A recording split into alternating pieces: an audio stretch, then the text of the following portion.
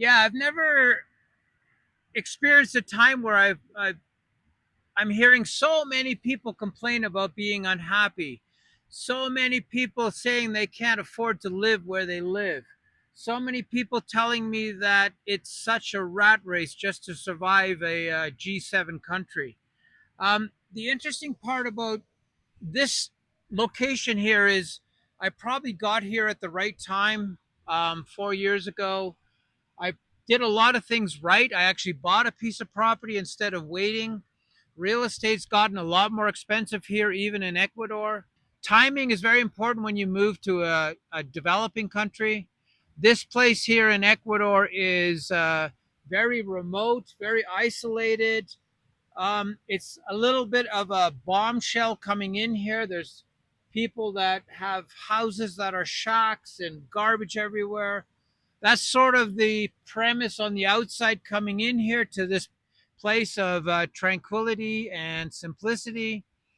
If you can grow your own food, if you can um, look after yourself in a place like this by staying healthy, it is a lot cheaper than living in a G7 country. The difference here is we have mountain spring water, we have food everywhere, we don't have to heat the place, we have dropped our costs immensely by simply living a simpler life. I know there's so many people that are looking for that simpler life. It is a massive change in attitude to actually make a big jump like this, a big leap of faith, and it can be done. This idea of being happy is a lot more important than making 90, 80, 100,000 a year to pay your bills and to pay the expensive lifestyle. Is it is it a better choice? Well, that depends on the person, and that depends on what this person is going to do in a place like this. If I didn't have this property to look after and to develop, I would probably go stir crazy. It has a lot to do with this idea of keeping yourself busy, doing things you like to do, making those things that you do pay you enough money that you can support yourself in a developing country. Yeah, so basically, I live in the middle of nowhere. It is kind of embarrassing getting here. There is so much garbage down below. There's people that don't take care of their houses. There's dogs everywhere. It's definitely a developing country down below. This location here, it has two rivers basically coming through here. This is a river when it's running, and this location is very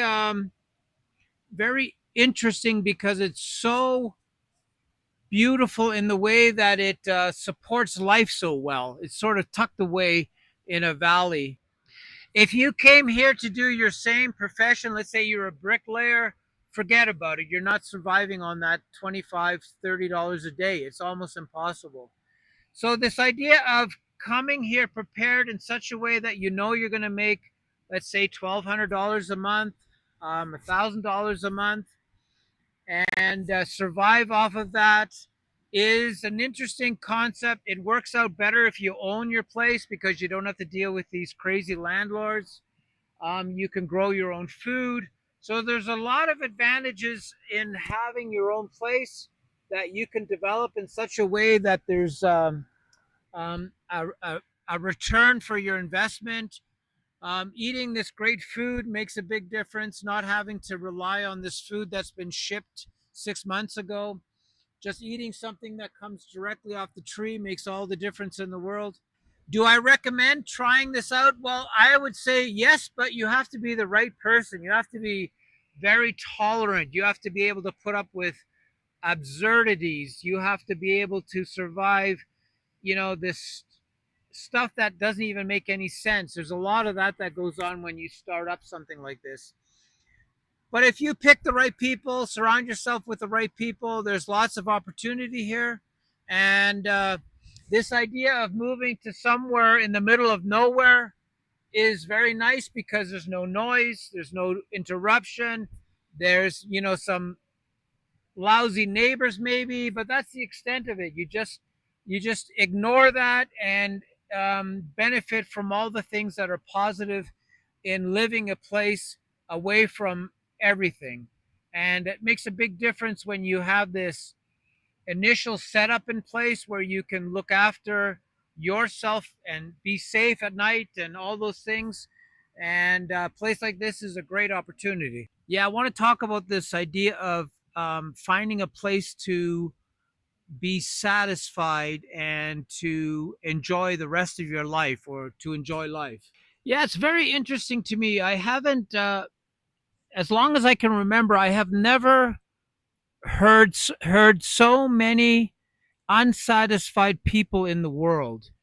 It seems to be this trend where most people aren't happy wherever they are.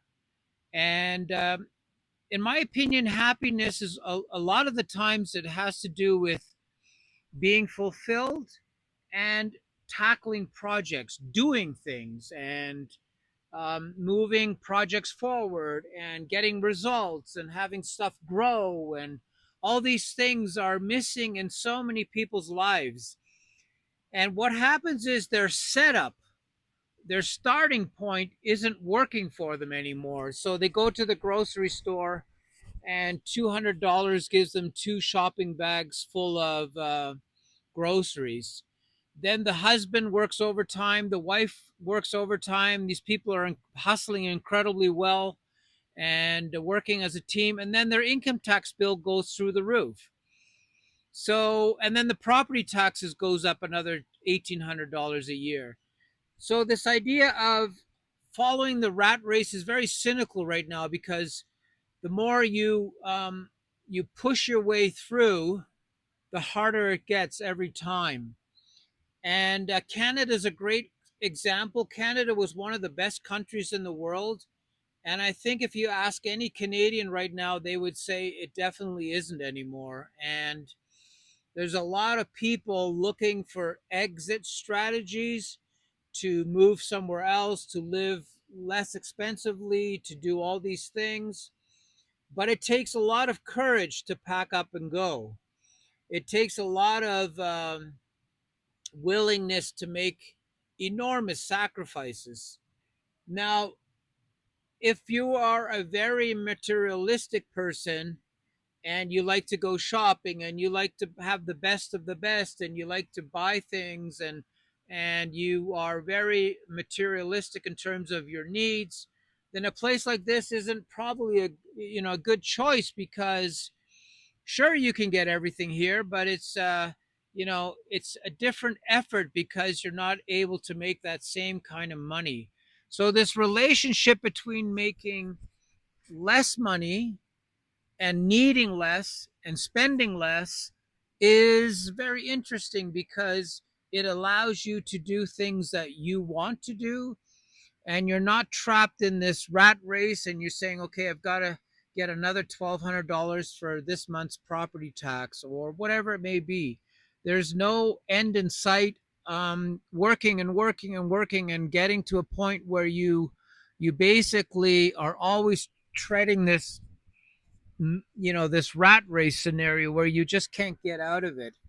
And a place like this here, so if I do the math, we own this place, so there's no rent, but everything around us can supply us with food. It can keep us alive.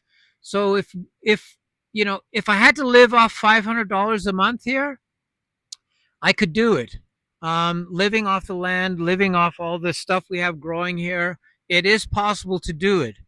Now, if somebody was to come and to set up shop here in Ecuador, for example, it gets very tricky, because there really is no way to make good money here.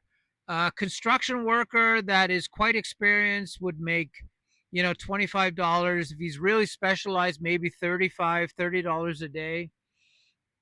And you have to sort of change your lifestyle if that's how you're going to live off that, $450 a month, which is minimum wage here. So it's very interesting how we have this standard of chasing after a dream that might not be even worthwhile, because what happens is maybe living less luxurious and less less glamorous might be the better way for somebody to actually enjoy their life a lot better. I have a lot more time here. I don't have to worry about making, $6,900 a month to pay the bills. I can get by with a lot less. So it's very interesting when you look at what your expenses are and what your expenses could be. So there's a lot of different things that go on when you're trying to survive in this modern world. I know the food in Canada, for example, is getting so bad now, it's not even describable. If I were to go back to Canada and eat that food, I'll tell you right now, I would get so sick. I would not even tolerate the chemical components in that food and the produce and all that stuff. It's just so artificial now. So maybe that's the best way to describe it. Is this is not a non-artificial life. You're not chasing after sports cars. You're not chasing after huge houses. You're not chasing after buying all these things. You're just basically um, creating a garden or creating a life where you can do a lot less and get by on very little. And that is interesting because this idea of getting by on very little is we have a huge advantage as being from the G7, is because we know how to make money. We've made money before. So when you come to a place like this, there is quite a bit of opportunity if you are willing to maybe start a business here, maybe, open up a hotel or whatever it may be. There's lots of opportunity here to make enough money to do incredibly well in a developing country. And that's the big difference, is if you understand how business works, how products can be sold, how you can use social media to make money here. There's all kinds of opportunity to live in a developing country, make a decent living without having those outrageous expenses and taxes. That's the big secret to a place like this, is you can do things without getting completely um, overwhelmed by having to work day and night just to make your bills. This place is so different that way. It doesn't have those that issue of the numbers keep getting bigger and bigger to support your lifestyle. You just have a very simple life here, and it works out really well, especially if you can find a really beautiful piece of property to develop. And like I said many times before, you have to keep yourself busy. You have to have a great project, and you have to be willing to work your way to a place where you're self sufficient and doing incredibly well in a country that is foreign to you.